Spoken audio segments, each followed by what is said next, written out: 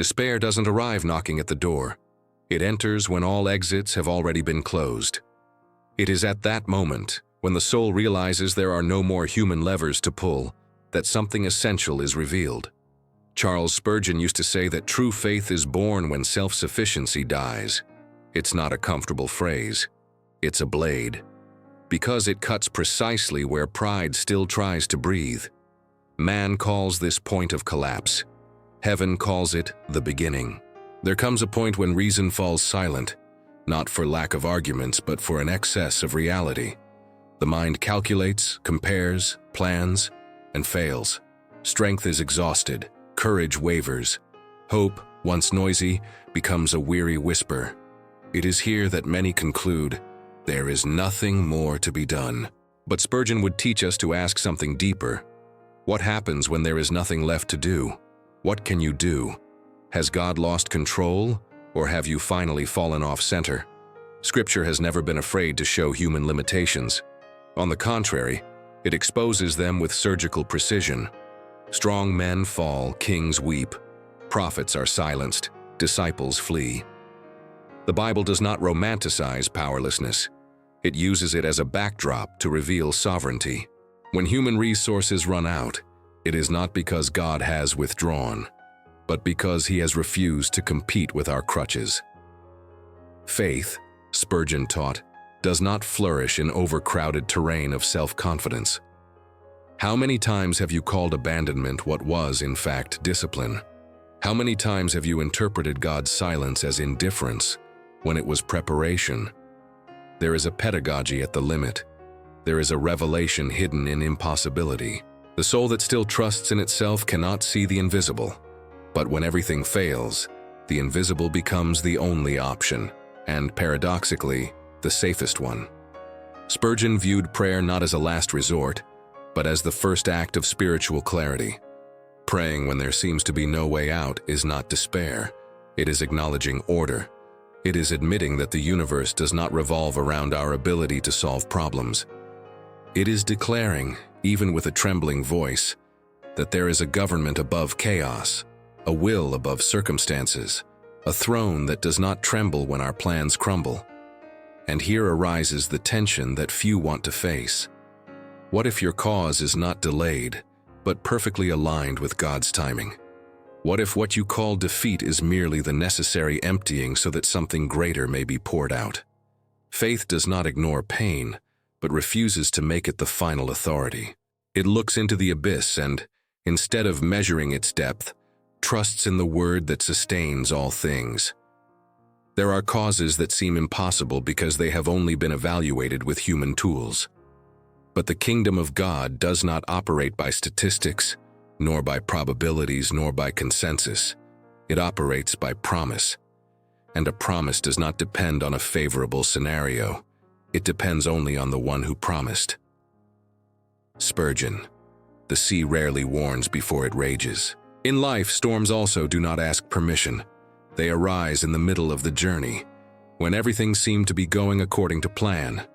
An unexpected diagnosis, an untimely phone call, a crisis that explodes at home, a fear that grows nameless. That's how it was that night. The boat moved forward because there was a clear order to keep going. It wasn't a whim, it was direction. Even so, the wind picked up, the waves grew, and what was a crossing became a threat. There is something deeply unsettling about this scene. Jesus sleeps. While water enters the boat and danger approaches, he rests. Not because he is unaware of the storm, but because he is not governed by it. Charles Spurgeon used to say that God never loses control even when he seems silent. Divine silence, he said, is not absence. It is absolute trust in what he has already decreed. The problem is that the human heart associates calm with safety and noise with danger. But in the kingdom of God, true safety is not in the absence of wind, but in the presence of Christ. The disciples do what anyone would do. They try to solve the problem. They adjust sails, change routes, use all their accumulated experience. Some were fishermen, they knew the sea. Still, nothing works. The storm ignores resumes, diplomas, and a history of success. There's a point where human knowledge runs out, and that's when anguish sets in. How many times have you experienced this? That feeling of doing everything right and yet everything goes wrong. That night when you look at the ceiling and realize there's no strategy left, just waiting. Then comes the question that carries more despair than faith. Don't you care if we perish? It's not a theological accusation. It's an existential cry. It's the cry of those who believe in God but don't understand the method. Spurgeon observed that true faith is not that which never questions, but that which questions without abandoning. The disciples don't jump ship. They run to Jesus. That changes everything. And when he rises, nothing is spectacular in human eyes. There is no effort, no haste, just one word. The wind listens. The sea submits. The same voice that called the universe into existence commands silence to chaos. The turning point doesn't happen because circumstances improved, but because authority manifested itself. What seemed out of control was always under command. The storm was not sovereign, it was a servant. This is the disconcerting point. Often the storm doesn't come to destroy but to reveal where our trust lies, to reveal whether we follow a direction only when the path is comfortable, to reveal whether we believe more in what we feel or in what has been promised. Spurgeon said that God allows contrary winds not to lead us away from our destiny, but to teach us who truly governs the course. When calm weather arrives, fear doesn't immediately disappear. It shifts. The disciples no longer fear the sea, they fear Jesus. Not in the sense of dread, but of awe. Who is this that even the wind and the sea obey him? This question resonates because it confronts an old illusion, that the greatest problem in life is the storm. It isn't. The greatest problem is not knowing who is in the boat. Perhaps you are going through something like this right now. Nothing out of the ordinary to the observer, but devastating inside. Constant pressure, silent weariness, a fear that refuses to go away. You pray, but it seems he is asleep. You keep going, but the wind insists on blowing against you. The temptation is to think that something has gone wrong. But what if right there, in the middle of the chaos, you are safer than you imagine? Because if Christ is present, the storm is never the final chapter. It is merely the setting where faith ceases to be theory and becomes experience. And when the sea calms, it is not only the water that changes. Something within you also reorganizes itself. The heart learns what the mind still resists accepting. Nothing that rises against your life has greater authority than the word that commanded you to move forward. If he has power over the wind and the sea, what else would be under his dominion, even when all seems lost?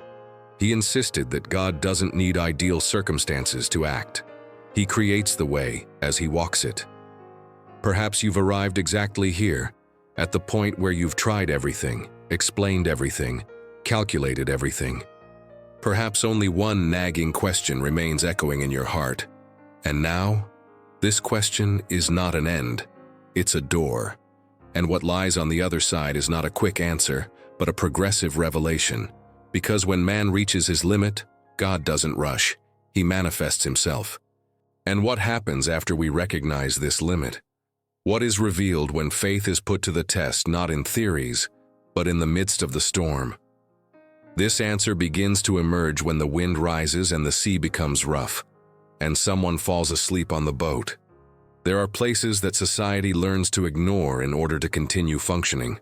Emotional cemeteries, where broken stories are pushed out of sight. People who no longer fit into normality, who frighten, who disturb, who remind us too much of what we prefer to forget about ourselves. The man who lived among the tombs was not merely possessed. He was an extreme mirror of the human condition when everything breaks down inside. His body was alive, but his identity had been plundered. His name disappeared. He came to be defined by what dominated him. The Bible says he cried out night and day. It wasn't just madness, it was excessive pain without words. There are sufferings that can no longer be explained, only manifested. Cutting himself with stones wasn't an attempt at death, but a way to feel something that was still real. Charles Spurgeon saw in these images not only the action of evil, but the collapse of a soul without a sense of meaning. When man loses his center, any force can take his place, and the emptier the interior, the more violent the occupation becomes. The detail that almost goes unnoticed is this: Jesus crosses the sea for him, a dangerous, tiring night journey to find someone no one else wanted to meet. This reveals something disconcerting about God. He doesn't act only where there is applause, nor does he limit himself to spaces considered worthy. He invades rejected territories. The cemetery doesn't repel Christ. On the contrary, it becomes the stage for his authority. But why does Jesus go precisely to the place where everyone else has given up? What does this reveal about the value God places on a single life? When a man runs toward Jesus, it is not a conscious act of faith, but a desperate impulse. Within him are conflicting voices. Part wants to hide, part wants to be free. The legion recognizes authority even before the man understands it. This too is revealing. Evil knows who Christ is, even when the human being does not yet know who he is. Spurgeon observed that liberation begins before visible transformation. It begins when the right authority enters the scene. The negotiation with demons is not force against force, it's word against word. Jesus doesn't shout, doesn't fight, doesn't argue. He commands. And that which seemed indestructible falls apart. The legion leaves, chaos loses its structure, and man, for the first time in a long time, sits up, clothed, in his right mind. Liberation is not merely the absence of oppression. It is the restoration of order. Man does not become another person. He becomes himself. How often do we confuse liberation with spectacle and ignore the fact that the true miracle is recovering one's own identity? There's an unexpected twist that's unsettling. The town isn't celebrating. The man is healed, but the inhabitants ask Jesus to leave. The cost of liberation was too high for them. They preferred to live with the cemetery rather than deal with the presence of the kingdom. Spurgeon said that some prefer their organized demons to a transformation that requires moral repositioning. The grace that liberates also confronts, and not everyone wants to pay that price. Then Jesus does something surprising. He doesn't take the man with him. He sends him back, home, to the same places where before there was shame and fear. Where he was a problem, now he will be a witness. Where he spread terror, now he will spread truth. Redemption doesn't erase the past, but gives it new meaning. The man doesn't receive a pulpit.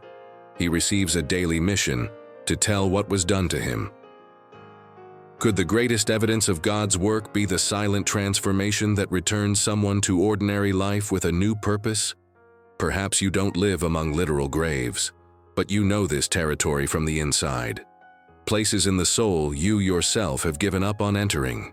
There are old wounds, repetitive voices, patterns that seem to have taken control. This man's story is not distant. It has simply been taken to the extreme so that no one doubts the reach of grace. If Jesus crossed the night to rescue a man from the dead, what would he cross to reach you?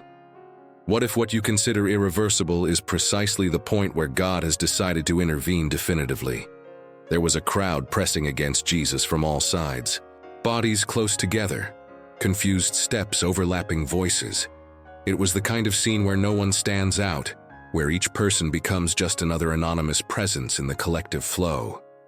In the midst of that chaotic movement, walked a woman who carried 12 years of continuous loss. 12 years of bleeding, 12 years trying to explain to her own body that it needed to stop, 12 years of hearing diagnoses that promised hope and delivered frustration. Curiously, 12 was also the number associated with fullness, with tribes, with the complete people.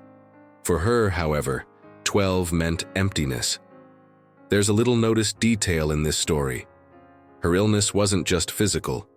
By law, her condition made her impure.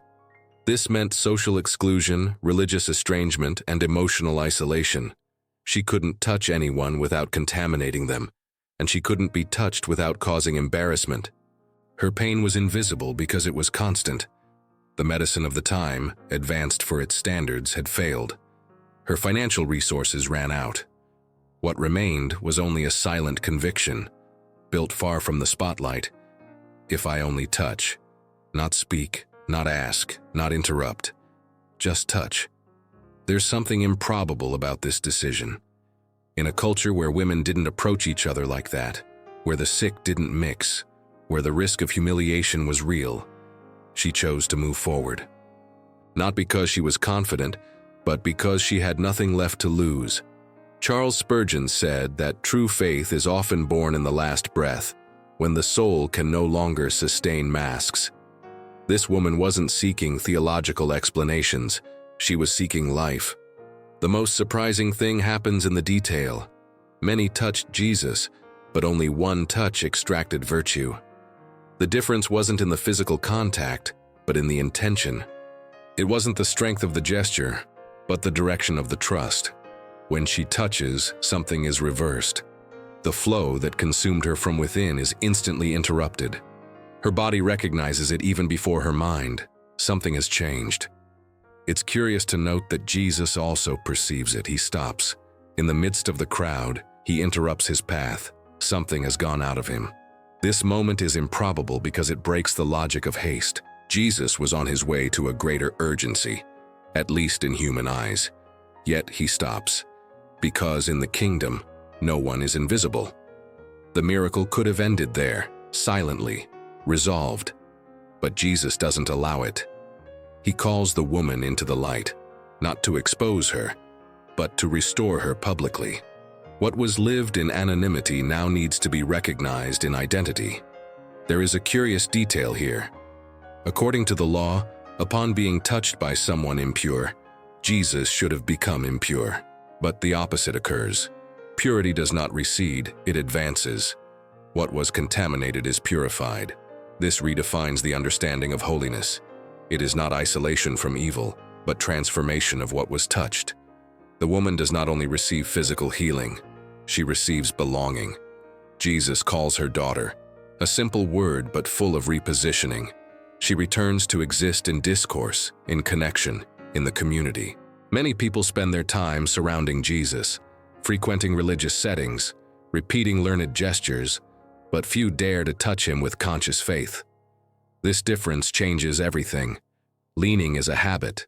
Touching is a decision. Leaning doesn't require risk. Touching requires overcoming fear, shame, and expectation. That woman leaves the crowd different from how she entered, not only without illness, but without a label. Perhaps you are familiar with this type of bleeding that doesn't show up in tests. A continuous loss of joy, of spirit, of meaning. Something that doesn't kill all at once, but drains you little by little. This woman's story is not just about healing, it's about interruption. Interruption of a cycle that seemed eternal. And the most improbable thing is that it all began with an almost invisible gesture, a simple, directed touch, full of faith. If a silent touch was enough to reverse 12 years of pain, what else could happen when someone decides not just to follow the crowd, but to stop, believe, and truly touch? Jairus was not a man accustomed to waiting. As the head of the synagogue, I was used to quick decisions, immediate respect, clear answers. But that morning, everything that sustained his authority had crumbled.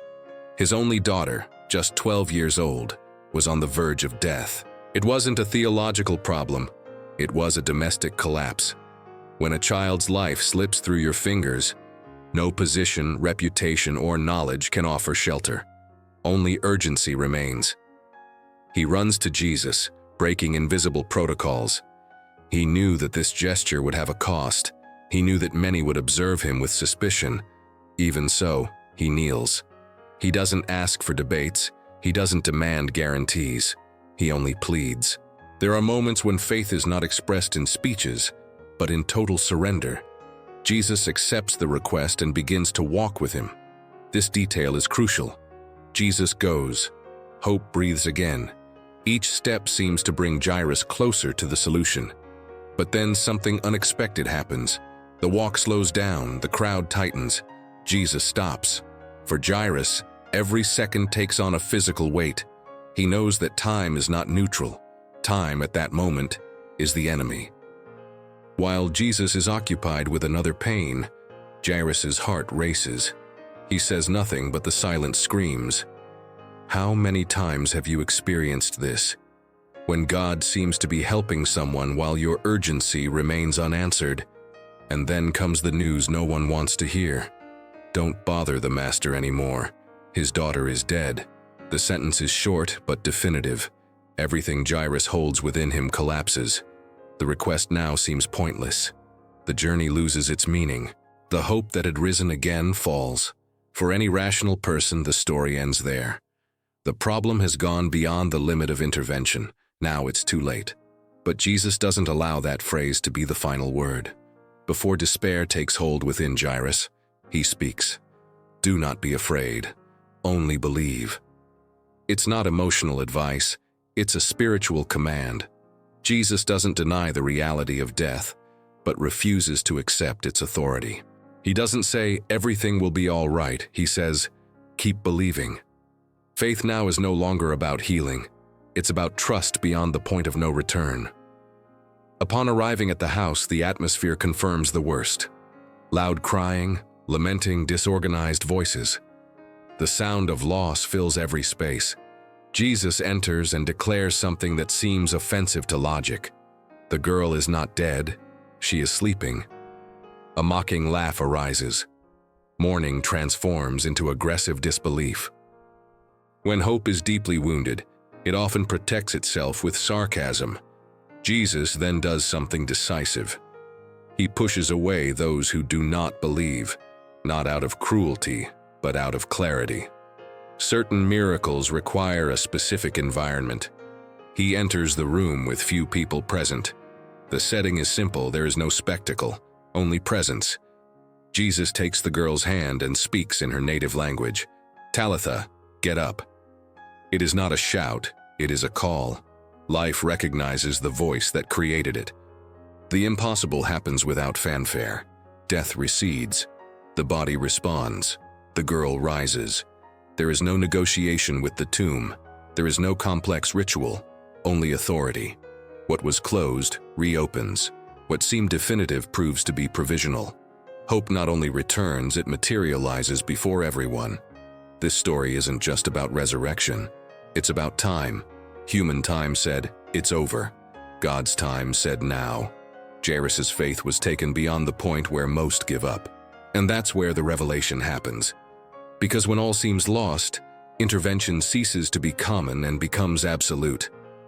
If Jesus was able to act when death had already been declared, what exactly could still be too late in his hands? Perhaps after hearing all this, you will realize that the greatest miracle was not the wind that ceased, nor the man who was freed, nor the woman who was healed, nor the girl who stood up. The greatest miracle is that these stories continue to speak to you today. They have crossed centuries because they reveal a simple and profound truth. No situation is beyond God's reach. What changes is not just the setting, but where you choose to place your trust. Throughout this journey, we have seen that the storm does not destroy those who follow a direction given by God. We have seen that inner chaos can be reorganized when the right authority enters the scene. We have seen that long, silent, and invisible pains can be interrupted by a touch of faith. And we have seen that not even death has the final word when Christ decides to act. These are not distant accounts. They are mirrors. Each story reveals an aspect of our own journey. The question now is not whether God can act. The question is how you will respond to what you have heard. Because faith is not just agreeing with an idea, it's repositioning your life. In practice, this begins with something simple yet profound. Recognizing your limitations without shame. Admitting that there are areas you don't control. That there are storms that don't obey your commands. That there are wounds you tried to heal alone and couldn't. This recognition is not weakness, it's spiritual maturity. The second step is learning to surrender. Surrendering is not giving up, it's transferring authority. Ceasing to fight with your own hands for what can only be resolved when placed in God's hands. This involves honest prayer, not rote prayer. It involves silence when there are no words. It involves trust, even when feelings don't follow. Faith matures when we choose to believe despite what we see. Then comes the decision to move forward. not waiting for everything to be resolved before moving on, but moving forward because we have faith. The disciples remained in the boat. The freed man returned home. The healed woman came forward. Jairus continued walking even after hearing the worst news. Faith reveals itself in movement. Small steps taken with conviction create space for great transformations. It's also essential to understand that what God does in you doesn't end with you. Every restoration generates testimony. It doesn't need to be public or displayed. Sometimes it's just a silent change in attitude, a new way of reacting, a hope that can't be explained but is perceived. The world needs to see less talk and more lives aligned with what they profess to believe. Perhaps you've come this far carrying something too heavy, a fear no one knows about, an old pain, a situation that seems unsolvable. This is the moment to decide not to carry this alone. Now, wherever you are, make a simple gesture of surrender. Tell God in your own words what has been weighing on your heart. Don't expect to feel something extraordinary. Just trust that He has heard you. Transformation doesn't always happen instantly, but it always begins when we choose to believe. And when it begins, nothing remains the same. The past finds meaning, the present gains direction, and the future ceases to be a threat and becomes a promise. If this message resonated with you, leave a comment. It can be a word, a prayer request, or simply a sign that you've made it this far. If you prefer, comment anonymously. Like this video so it reaches other people who also need to hear this. And if you're not yet subscribed to the channel, subscribe now. This way you become part of this journey and help us continue bringing hope, faith, and transformation to more lives. May God bless you, strengthen your heart, and guide every step of your path.